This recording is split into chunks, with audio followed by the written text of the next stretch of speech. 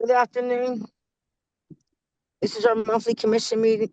It is June 2nd, 2025, and I am calling this meeting to order.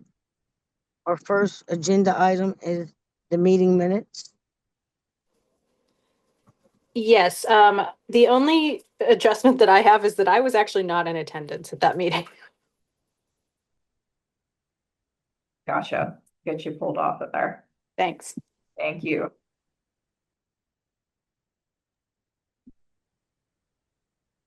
Alrighty.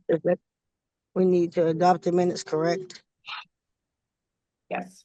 Other than that, I will motion to approve minutes. Anyone would like to second? Second. Any objections? Any extensions?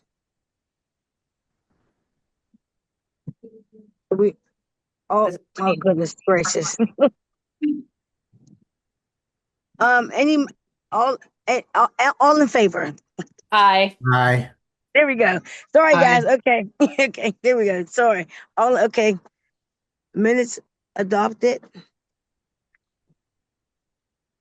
Our next agenda item is public comment.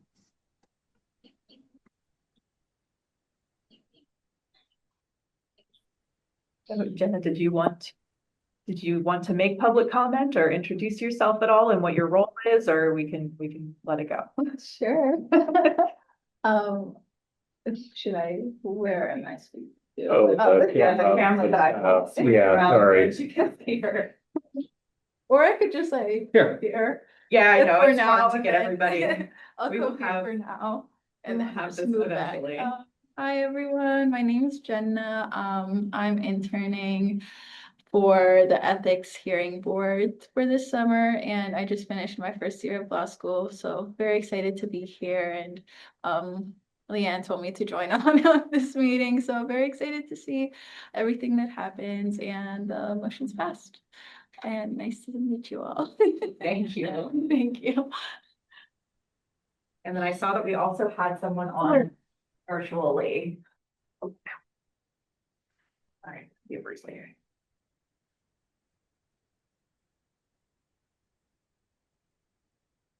Okay. Sherry, did you want to make public comment at all?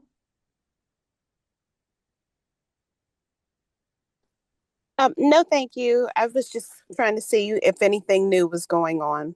Yeah, for sure. Thank you for joining us. Thank you for having me.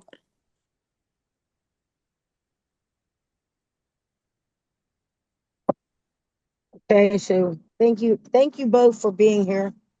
Our next agenda item is finance.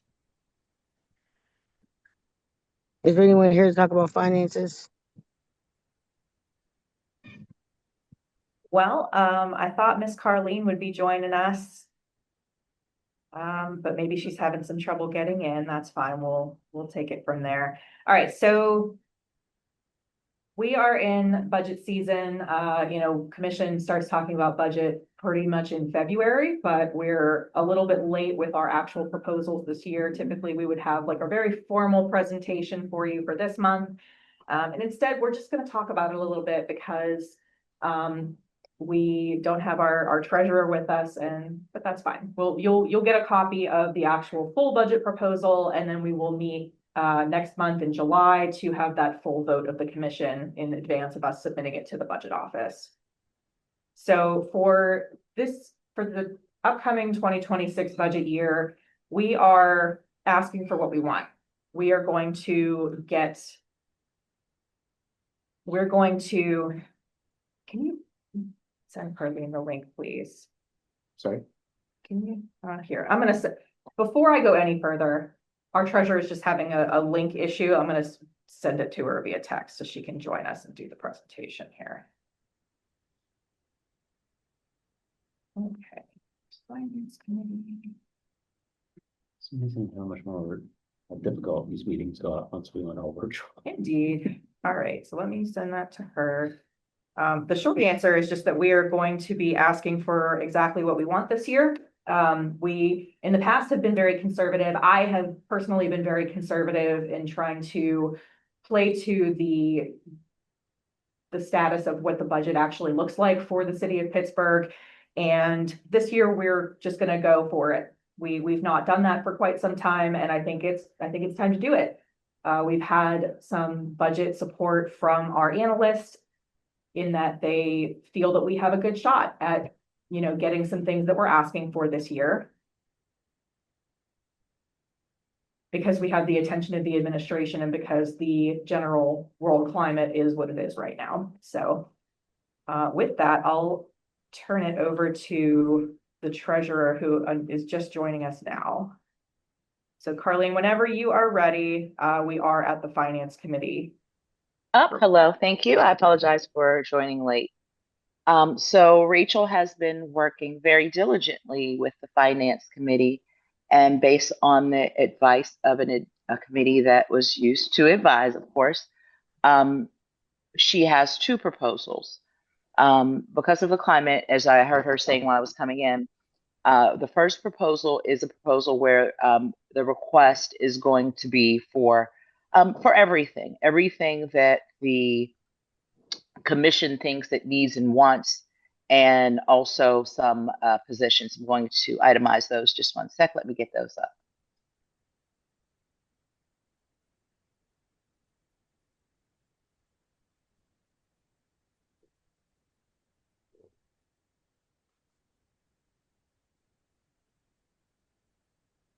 And of course, as soon as I got in, they disappeared. But Would it help if I share on screen, Commissioner? yeah, if you share on screen, I will certainly guide along there. I appreciate it.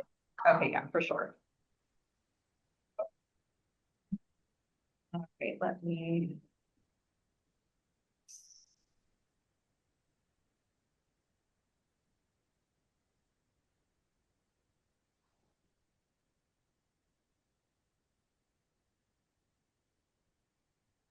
And I'll try to get them as well. I will see who gets them first. How's that look for you? I got them. So in the first proposal, we are doing the addition of a community liaison position. Now, this position is a position that has existed in the past, and it is kind of the renaming of the community outreach person.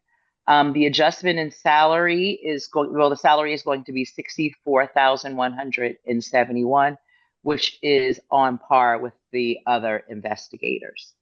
Another position that is going to be actually created. This one is a created position.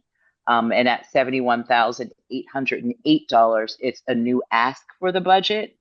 And this creation of a lead investigator position is a position that's going to be more of a project manager, making sure that that there is structure and intake and investigation. The duties that are currently being taken on by what is the deputy director are just becoming overwhelming based on the amount of cases that we are taking based on the other county commission not being up and the state commission being rather weak. So we've been just taking on a lot of positions. So these two positions together will help alleviate some of those things. The community liaison position is going to be one really important, especially now in the community with the climate of things, because it's going to be able to go to community, let them know what we're doing and that we're here. And there's many events that we are being missed currently. So these two positions together, we think will definitely strengthen the commission. We're going to do some updated salary for the fiscal contracting coordinator. The job is just being done, and there just needs to be just like a step up in the grade to 17G, which is the net increase. I'm not sure, Rachel, what's the net increase? It was about $2,000. It's the next step in grade, and again, it's just because of the additional oversight that we have now with the constant changes in the federal guidance and contracts and things like that. Okay, increase in the part-time budget. Currently, there is a part-time budget of $5,000, which allows us to have one intern a year. Many times we'd like to double or that internship, or interns would like to stay on for an additional term, which currently is a process, and just allowing this increase should cover that.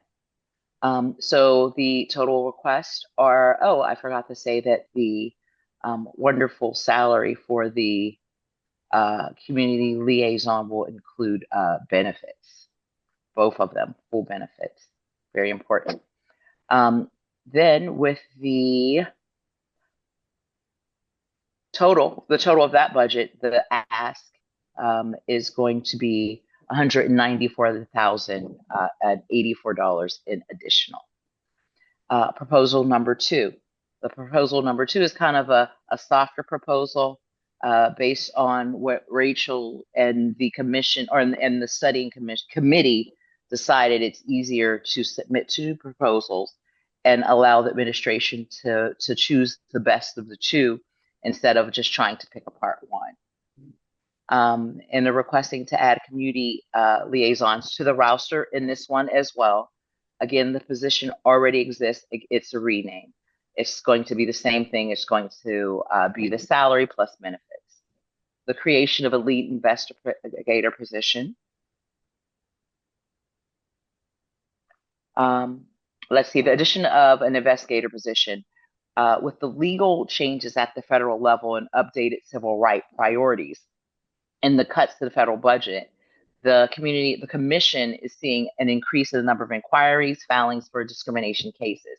The addition of an investigator would best serve the community by allowing the CHR to continue enforcing in civil rights protections in a timely manner.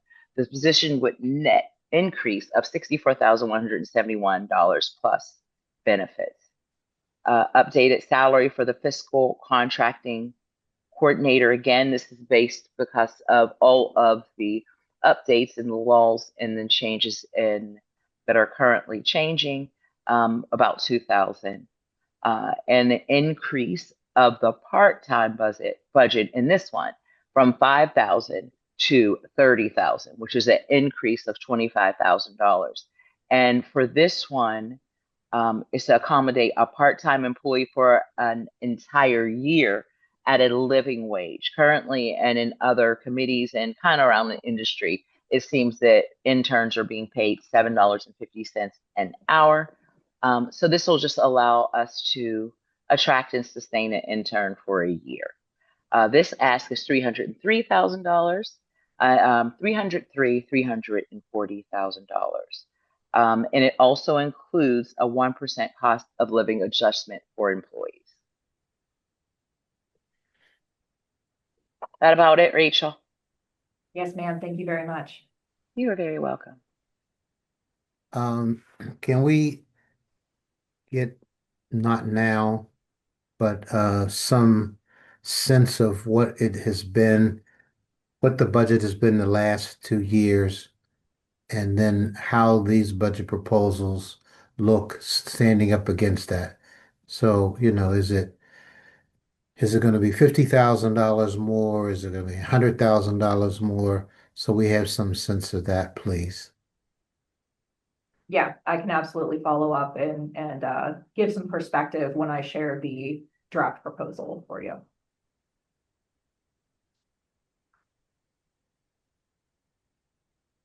Rachel, this could be speculative, so my apologies, especially since we're on camera. But I've heard rumors that the county is going to be hiring at some point soon-ish. Have you heard that? And does that impact anything, since Carlene did specifically cite to the county commission as part of the justification for the budget increase? Yeah, so the change with the uptick in cases for us has been because of the backlog that is being experienced by EEOC. So for employment discrimination cases. And right now, because the county doesn't have any active staff, they don't have any active investigators, a lot of those folks are coming to us to go through the initial intake process, the complaint drafting process, so that we can get it into EEOC system. So we've definitely seen an uptick in those, and we've actually gone over our contract amount for this year so far because we see so many of them and people are really following through with them. The county is in the process of getting signatures that it needs to secure its work sharing agreements with HUD and EEOC so that they can have that that capacity building funding to hire staff. And what we anticipate is that they may be able to hire that executive director, but the amount of time it will take to train and get someone up to speed on what that will entail, and then to have a second staff member, I believe their intent is to also hire just one investigator to get them trained and get them up to speed. We were really hoping to participate in that process because we have a really good and functional enforcement process right now.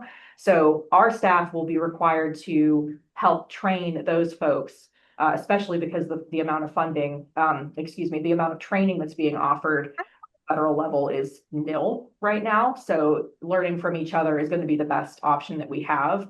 So they will be able to take on cases. Will they be able to take on the amount of cases that we think that they should optimally be able to? No. So it's going to be like a rolling process until they're fully up to speed with investigations.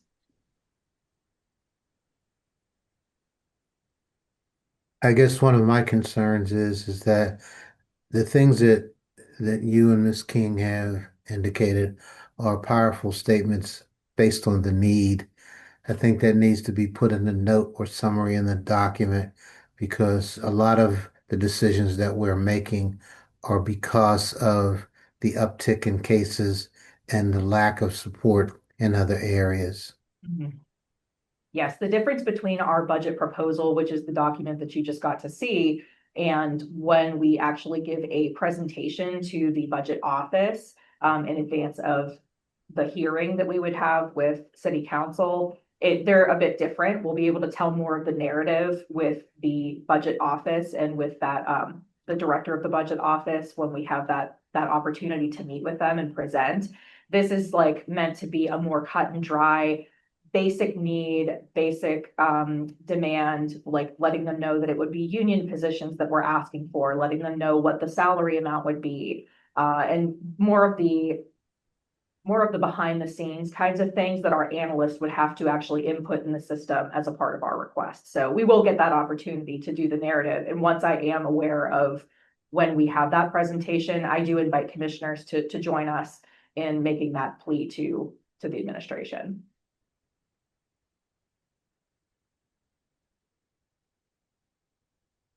The only thing that we didn't cover with that, so that was all of the salary requests, which are the only requests that we're making this year. But the operating budget lines where we are actually like expelling some of the funding that we get for things like training and doing stenography for public hearings and things like that. We're not changing anything. We're not adding anything there. We're just going to do budget neutral moves, which is why we didn't do a formal presentation on it. I'm sorry, did you? No, I was just. Pardon me. Just making sure. But if there are any questions about how we're rearranging that, like the biggest thing that we're doing is going to add to our recording and filing fees budget line, because after the public hearing that we saw this year, we know that the 1,800 that we had in there reserved to cover stenography for a public hearing is not sufficient. So we need to increase that to meet the demand of the public hearings.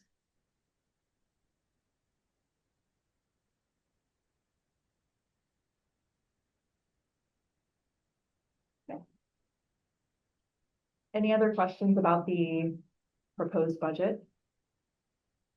Again, the formal vote will be next month.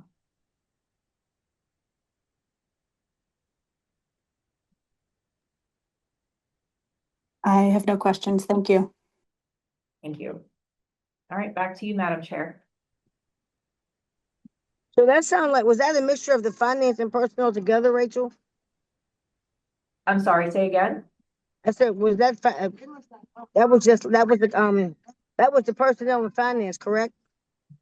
That was just finance. That was just, okay. So now we're moving to personnel. I don't Who's know on- if you have any personnel updates unless Kyle, you've been able to meet with our former personnel chairperson. I've not, but thank you for pinging that, and I will reach out. Thank you.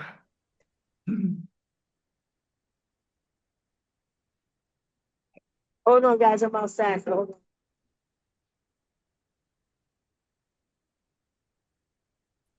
on. T, if you want me to step in here and I can move us along. Sure, Um, baby. You know, anytime you have to, I'm not going to object to that. no, if you don't need to. Okay, so next up, sorry, I just the community relations. Do we have report from them? Is there anybody here to give that report?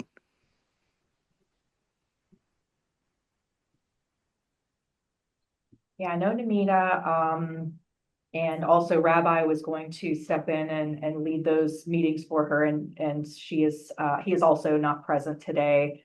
All right. I think we could probably move on to your report then, Rachel. And then if anyone joins, we Yeah. can move forward. And then T, jump in whenever you need to. I'm just moving us along here.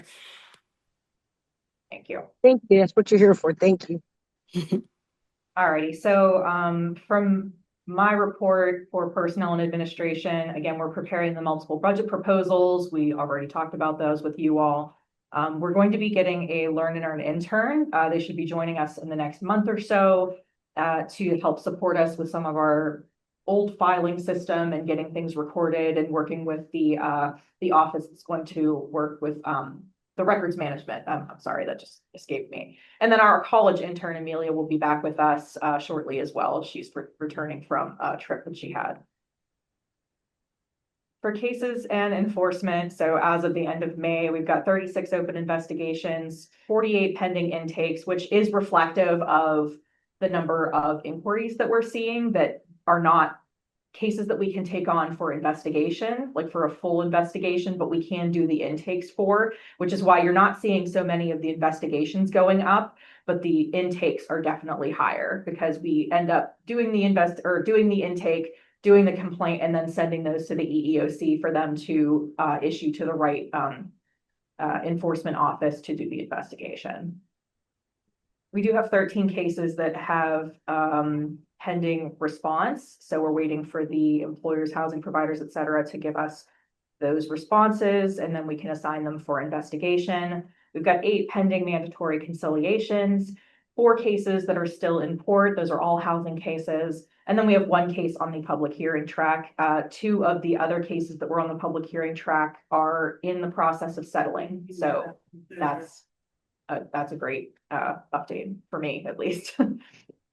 Compliance review, I think we actually updated this. So we have 10 determinations on this month, 2 settlements, not just 1, because we got it added a little bit late. I wanted to report on the housing case processing year because that does end at the end of June. So our HUD cases need to be in and closed, and then we can get processed for credit. And as of now, it looks like we're closing about 23 cases this year. That's 10 more than we are contracted to complete. And the reimbursement in the form of case processing from HUD should look about $64,800, give or take a bit, for various settlements or court payments that may or may not go through.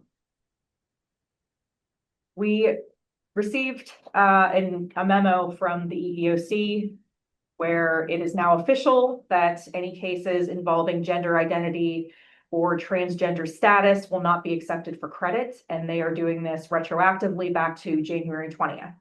So any cases that we've already filed, we were a bit surprised to see some gender identity cases go through on the side of EEOC when we dual file those cases with them. And it looks now like they're just going to deny the credit for those. So we're still investigating. Everything is business as usual for us, but we will no longer be getting credit for those cases. Rachel, is there any sort of action against the administration on that retroactivity? That's a good question. I honestly don't know the answer to it though right now. I'd have to look into it. All right, I'll just say if there is, I know at least I as a commissioner would support us joining that, but it feels like something that there might be.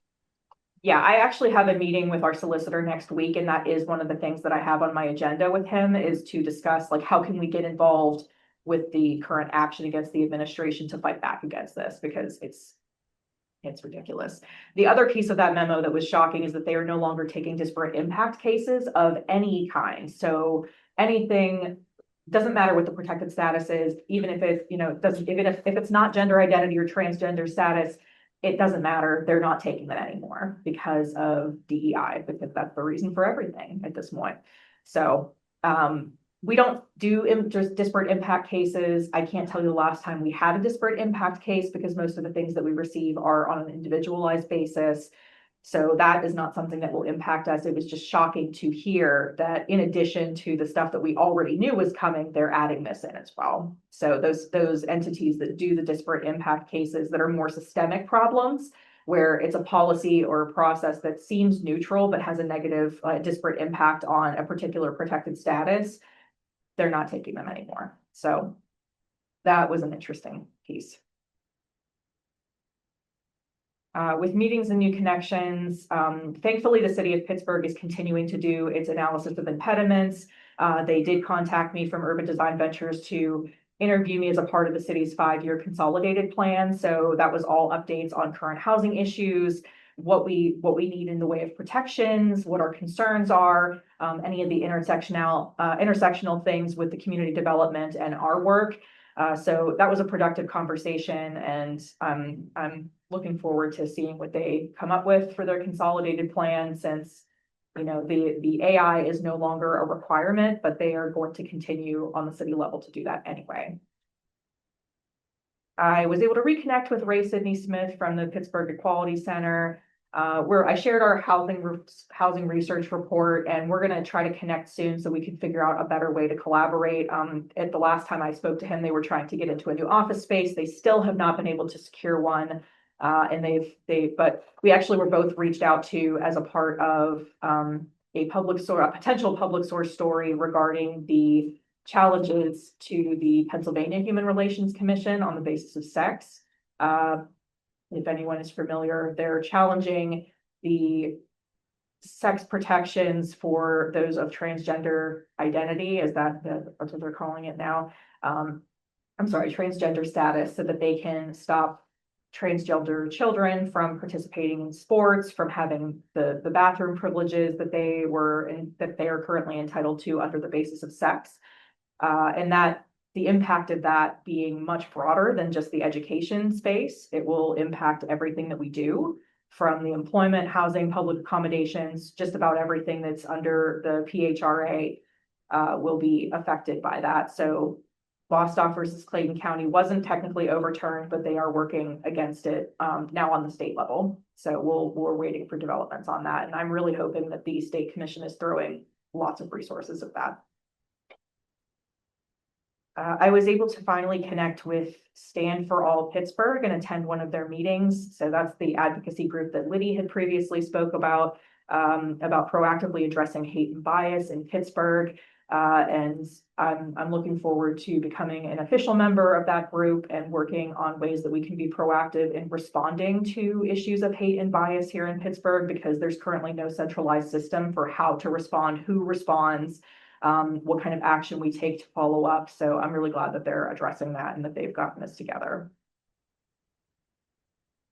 I was able to attend the Fair Housing and Civil Rights Conference in Massachusetts last week. I don't even know what week it is, but I was able to meet Maureen St. Cyr. She's the executive director of the Massachusetts Fair Housing Center, and they were a fair housing assistance program. A fair housing initiatives program similar to the Fair Housing Partnership that we work with here in Pittsburgh. They did lose significant amounts of funding.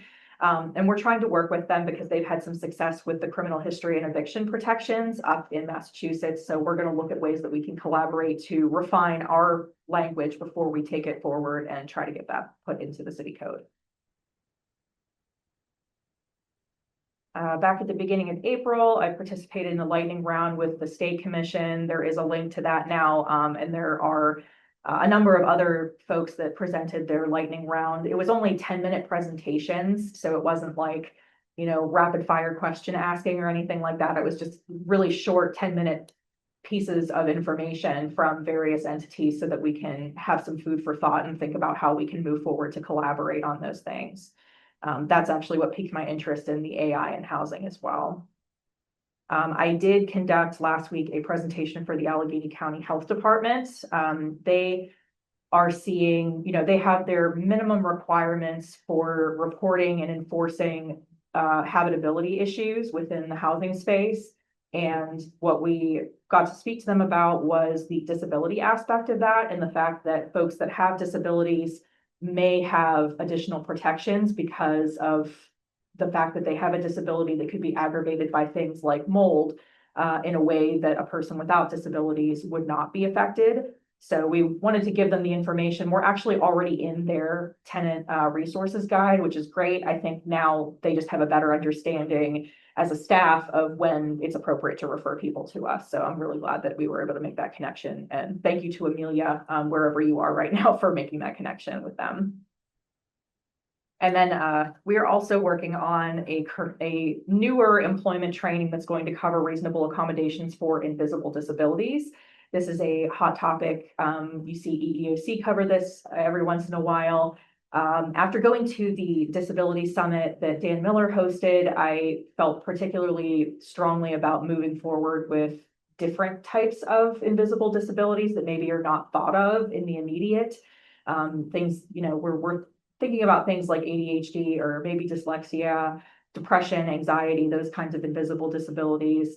And I wanted to look more into things like epilepsy and Tourette's and other things that people might be experiencing and what those kinds of accommodations would look like, based on what the organizations that are doing that work recommend. So Rita's taking point on that, and we're going to try to get something together, hopefully for July, so that we can do that as a part of our 70th anniversary activities. Our research report is now available. We are working to try and find different outreach events to either tag on to or to create so that we can share some of that information. After exploring it a little bit more myself and then with Chris, we may move forward with trying to run a second round of the survey, since there wasn't a whole lot of participation in the original survey. I would really like to make the effort to show that we're being inclusive of the various Pittsburghers that maybe didn't get a chance to participate in the survey. I want to make sure that we're looking at intersectionality and that, we have concrete data. It's not just a very small sample size. I want to get a larger sample size. So we're looking at options for that, and what funding would be required if we need to do an RFP or if we can just re-up with out with Studio because they already have the survey, they have all the data, they have everything. So we're looking at that. Our annual report is finally ready. That was all on me. Thank you to the staff for putting it together. It definitely took me way too long to finally approve it, but it is on the website. Please share it. We're working on getting some paper copies ready so that we can send those out to council and the mayor's office and our community partners. We did a lot last year, so I really like to show that off. And again, thank you to Kevin for all the statistics and to Courtney for all of the design work and building out the annual report. I appreciate you both. I was called to speak at the Creatio No Code Days down in Florida. Again, we have Creatio as our public portal, as our case management. We built that out as a no-code platform where I was able to do it myself and not have to rely on people to write code for me, et cetera. They're trying to expand their local and state government, their ability to be in that space. It's a very heavy into marketing and things of that nature. It's a very, very big company, 100 countries plus, and they want to do more with the folks that pay less, right? Like we as an agency have all of 9 licenses. The next one in line was the city of Boston, who has like 600 licenses for their 311. But they're typically dealing with these multi-million-dollar contracts, and ours are very small, but it is beneficial. It is something that I stand by for other similar agencies to ours. If you need something that you can build and that you can change as you need to, and to be a better keep track of your cases or whatever it might be, it's a good system for that. So I was happy to help participate in that. Still working on the 70th anniversary activities. We didn't get a response from the mayor's office about the proclamation, so we're just going to move forward and hold a press conference. We'll try to get like the portico, I guess, or maybe the lobby. I'm not sure which would be better at this point because of heat and reverb in the lobby. So we'll figure it out and I'll let you know. But for July 1st, we're trying to have that press conference so that we can share about the commission being here for 70 years, share the work that we're continuing to do, upcoming things, and to share the events that we're going to be holding in July to commemorate the 70th anniversary. And right now we've got our employment discrimination CLE that's going to be on Wednesday, July 23rd. So please save the date if you're interested in that, or please feel free to share it. I can, we did prep some save the dates and we have the flyers ready, but we haven't been officially sending them out yet because it's a little early.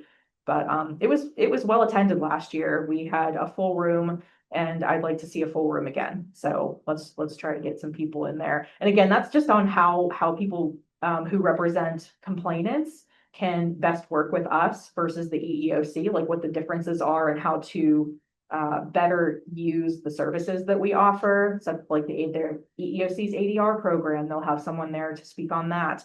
And then the fact that we have the ability to take cases beyond the 300-day limit, et cetera. So we like to make sure that they know.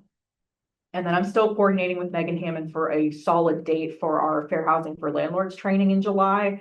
Again, I'd like that to be larger than we've had it in the past, get some more attendance. We've been reaching out to various community, I don't want to call them community partners just yet, but various housing providers to see if they're interested in participating in something like that. I think I'm also going to recommend some of the attorneys that we work with on a regular basis attend that presentation as well.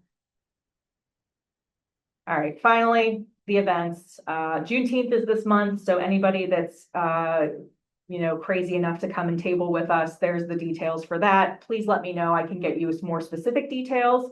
Right now, it looks like 11 to 4 from June 19th, which is Juneteenth itself, all the way through the 22nd, which is Sunday. We will have a table there. We are expected to be there all 4 days. We're working on getting staff there for every period of time that we need. But again, commissioners, you are the face of the commission. You are the community members. We'd love to have you out there, even if it's just for an hour. So please consider it. And then let's see. Oops, never finished that. Whoops. Okay, so City in the Streets is going to be in the East, and that's on June 25th, 5:30 to 7:30. Again, tabling, talking with community members, and sharing about what we're doing that some other agencies are not doing right now. The July 1st was again the press conference. I don't really have details on that yet, but apologies, I didn't fill it in. And then the employment discrimination CLE, that's the administrative process. That's July 23rd. So that is it. That was a lot, but if anyone has any questions or would like me to expand upon anything that I talked about, please let me know.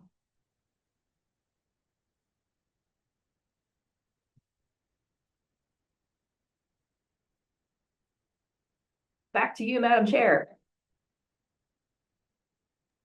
Thank you, Rachel, for that report. Appreciate you.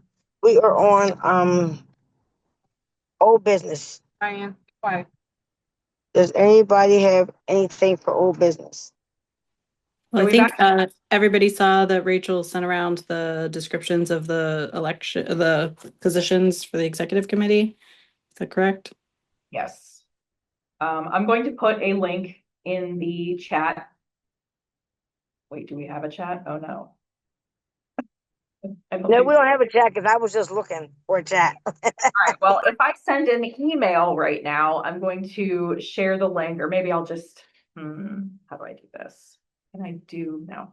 All right, so apologies. In the past, we've had a chat, but I forgot that with INP helping us out, we don't have that right now. So I can send the link over to everyone for the official vote. We did not have any nominations beyond just keeping the incumbent. So I do have the incumbents all listed on there for the chairperson, vice chairperson, second vice chairperson, the treasurer, and the secretary.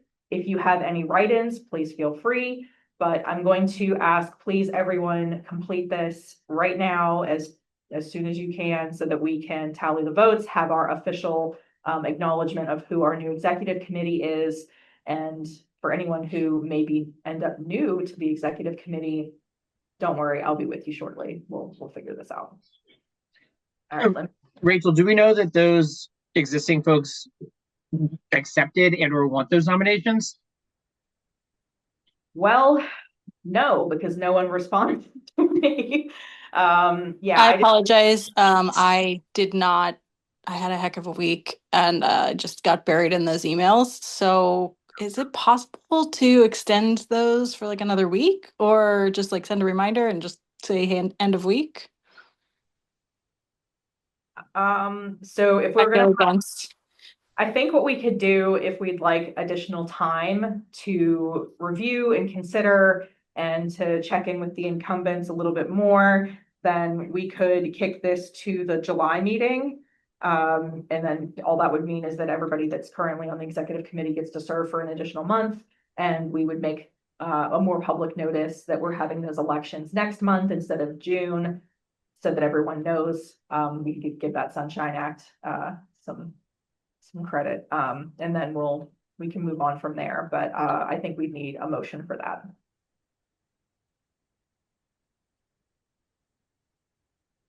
Yeah, I just don't know. If nobody responded, I feel like we haven't given this enough process. Silence is acceptance, Chair or Vice Chair. That's right. Say it again. I move to Okay, push this to next month. Okay. Commissioners, what would you like to see from me in order to facilitate this process a little bit better? I know that I was late sending out the details of each position. If you'd prefer, I can have one-on-ones with everyone to make sure that they understand what those obligations are, if anyone is interested in those positions. Again, they're not heavy lifts by any means, but I want to make sure that anyone who is elected into the position feels comfortable, which is exactly why I shared how much like staff support you get with each position and what that would entail. Yeah, I'm sorry. I just didn't see that. And I know Jamie had said he did not want to be in the second vice chair. Was there someone to fill that role as well? I feel like I don't have enough information right now. That's all. And it's my own fault. It's not anything you've done. No, I mean, it is though, because I should have given additional notice of that, but I have the same thing where it was a couple of really long weeks there and I just dropped them off. So. Okay, so we have the motion to move to next month for the July meeting, and I'll second that motion. Any abstentions? All in favor? Aye. Aye. Aye. Aye. Aye. So move. We have we're moving it for next month's meeting. Yes, thank you. And then in the meantime, Rachel, if you could just re-ping everybody just to, you sent out I even looked at it. I saw the nomination form. I might have opened it. I didn't do anything with it. And then I got a little reminder with the description of the jobs. And then again, just totally was like, oh, that's nice. And then didn't move on. So thank you. If you can send both of those things around together and just really reiterate that we need action on this because we'll be voting on it. Yeah, absolutely. Thank you. Just making a note to myself. Any new business? You're not getting out.